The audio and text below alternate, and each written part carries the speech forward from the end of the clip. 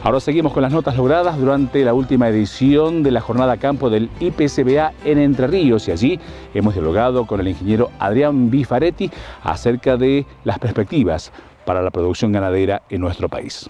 Las señales que están viniendo sobre todo digamos, los mercados externos, ¿no? y la performance que están teniendo Argentina este año, que aumentó un 60% las exportaciones respecto al año pasado, está generando expectativas en la ganadería, ¿no?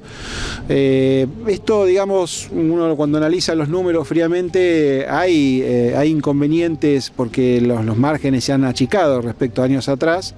En esto ha tenido que ver que digamos, el principal sustento del negocio, que sigue siendo el mercado interno, cuando vos analizás los precios de la carne a nivel minorista en Argentina ha ido por debajo de la inflación, y eso después se va trasladando hacia atrás, ¿no es cierto? Bueno, cuando la carne vale, el gordo vale, y ahí se hace todo el círculo virtuoso con la cadena.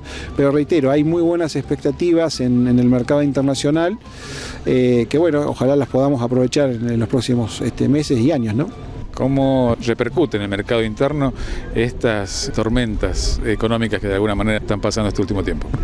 Sí, yo lo mostraba recién en la presentación, ¿no es cierto? Hasta acá, en un escenario complicado, como el que viene sufriendo Argentina en los últimos meses, si vos tenés la cifra del consumo de bienes y servicios de Argentina, del dato de CAME, el primer semestre cayó un 3% aproximadamente, un 2,8%. ¿Sí? Entonces, en ese contexto, el consumo de carne vacuna subió, fue un 1,8% arriba. Entonces esa es una buena señal, porque el mercado, digamos, hasta ahora el mercado interno está respondiendo.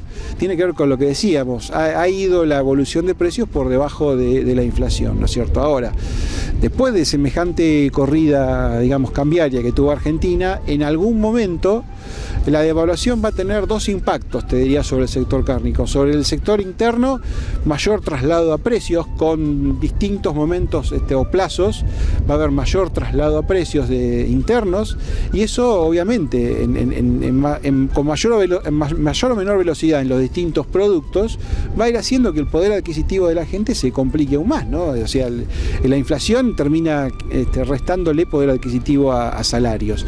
Entonces, ese va a ser un efecto negativo a seguir de cerca en el mercado interno. El efecto por ahí más positivo, si lo querés, desde el punto de vista del productor, es que si vos analizás las devaluaciones interiores, en algún momento también el valor de la devaluación se trasladó al precio de la hacienda. O sea, cuando vos analizás lo que se trasladó hasta el momento, decís, bueno, la hacienda tiene todavía una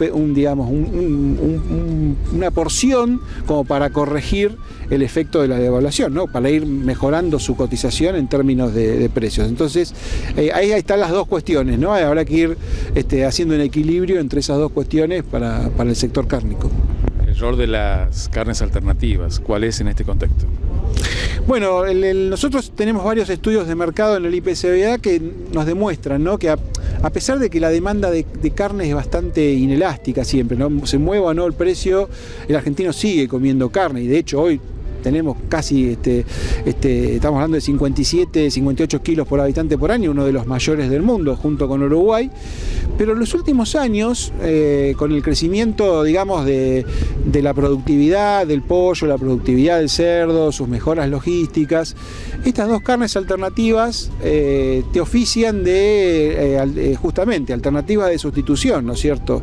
Y nosotros hemos visto que ante periodos inflacionarios de distinta intensidad, suponete un 15% de inflación versus un 30% de inflación, cuando vos pasás de uno a otro escenario, se duplica, por ejemplo, la gente que te va a comer menor cantidad de carne o carne vacuna o carne vacuna más barata, y se duplica la cantidad de gente que va a buscar alternativas en otras carnes, ¿sí? Pollo, cerdo.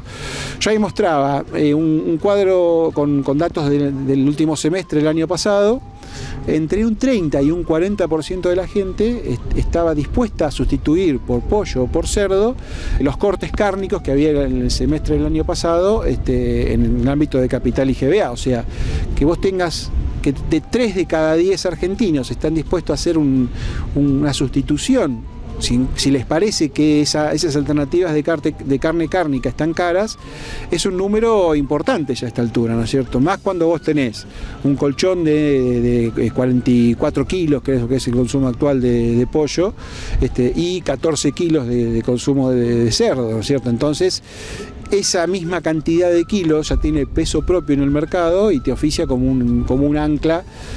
Cuando la carne vacuna intenta despegarse, estos kilos de pollo y cerdo a más bajo precio tiran mucho para abajo, ¿no? Históricamente, digamos, los aspectos económicos fueron los que marcaron justamente estas tendencias. Sí, claro, esto no, digamos, cuando vos analizás termina reduciéndose siempre a oferta y demanda, y en el caso de los precios de la carne, si bien desde el sector estamos muy acostumbrados a pensar en que tiene mucha incidencia la oferta de carne en el mercado, no hay que olvidar nunca lo que pasa del otro lado, ¿no? Es decir, bueno, ¿qué pasa con el bolsillo de la gente y el poder adquisitivo? Porque eso es lo que te fija los niveles de las cotizaciones.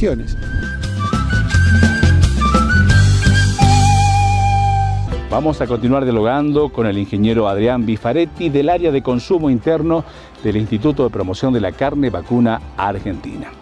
Actualmente China es el mercado demandante por excelencia de la carne de producción local, pero hay que diversificar ese mercado internacional y quizá Japón sea un antecedente realmente valioso para este destino.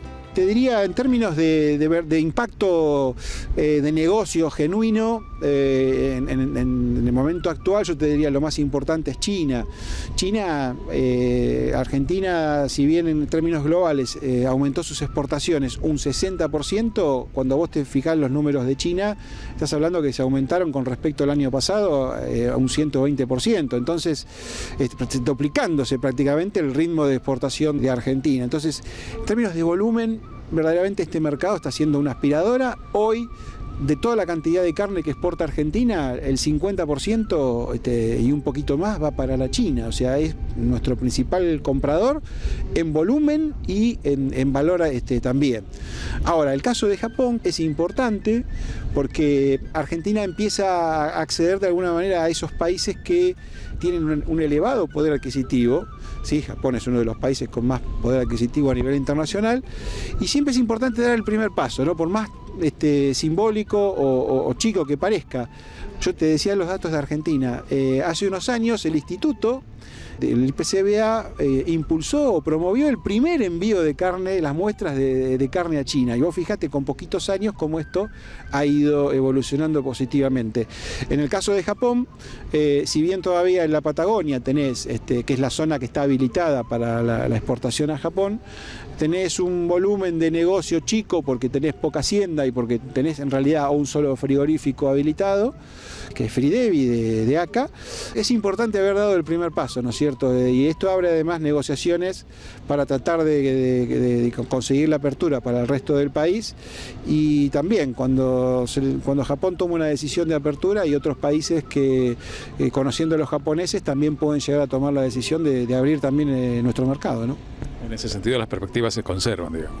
Sí, totalmente. Yo creo que esto tiene que ser una política permanente de nuestro país, ¿no? De ir diversificando cada vez más todo lo que se pueda pelear para mejorar las condiciones de acceso sanitario o comercial, tienen que estar en la agenda, porque a la larga son las que también te definen la competitividad o que te la hace menos dependiente de un tipo de cambio. Un tipo de cambio vos tenés un salto, una mejora, que más o menos, y en función de cómo vaya copiando la inflación, se puede llegar a ir atenuando, pero hay que trabajar más a largo plazo en estas cuestiones de competitividad genuina, ¿no? Es decir, bueno, consigamos más mercados, tratemos de mejorar las condiciones de acceso sanitario, trabajemos en mejorar los costos de logística, costos de transportes, en fin, estas cuestiones, reducir la presión fiscal, bueno, todas estas cuestiones que están en la discusión o en la agenda del día a día, que somos conscientes de que no se resuelven de un día para otro, pero que en algún momento hay que trabajarlas y atacarlas, ¿no? mejorar también los aspectos productivos a través de capacitaciones y jornadas como esta, seguramente que contribuyen, ¿no? Sí, bueno, cualquier charla o jornada que aborde la problemática, digamos, ganadera, sabe que el sector ganadero tiene mucho por mejorar en términos de productividad, ¿no es cierto? Ahí está la eterna discusión si Argentina es un país de tenedores de vaca o de productores de terneros, ¿no es cierto? Yo creo que ahí hay que mejorar. Yo hoy te hablaba recién del pollo y el cerdo, cuando vos ves cómo han incrementado en muy poco tiempo los índices de productividad, eso también le ha dado espacio justamente en los mercados como para después trabajar la cuestión de precios, ¿no? Más competitivos. El negocio ganadero, si vos querés también apuntalar una mayor participación en los mercados externos y un abastecimiento, digamos, en el mercado interno, que también te genera hoy el núcleo del negocio, vamos a tener que irremediablemente mejorar los índices de productividad, ¿no? Bueno, Adrián, ¿cuál sería por último tu mensaje para las zonas productivas del noroeste respecto de estos aspectos, ¿no? Estos tan importantes para mantener la producción ganadera. Mirá, yo creo que en las zonas así más alejadas de lo que es Capital Federal, vos trabajás con unas regiones agroecológicamente más débiles, ¿no es cierto? O más difíciles justamente. Y la ganadería ya de por sí requiere un componente intelectual, te diría, más elevado que la actividad agrícola. A la medida que vos te alejás de la zona típica de producción de Argentina, vas a requerir mucha materia gris y mucho componente intelectual y organizacional, ¿no es cierto? Entonces, creo que tienen un desafío muy grande por delante, pero también enormes posibilidades, porque se arranca muchas veces desde cero. O sea, eso significa también arrancar sin prejuicios o sin preconceptos, y eso por ahí acelera los procesos como para mejorar los aprendizajes y ir subiendo la curva de productividad de manera más rápida.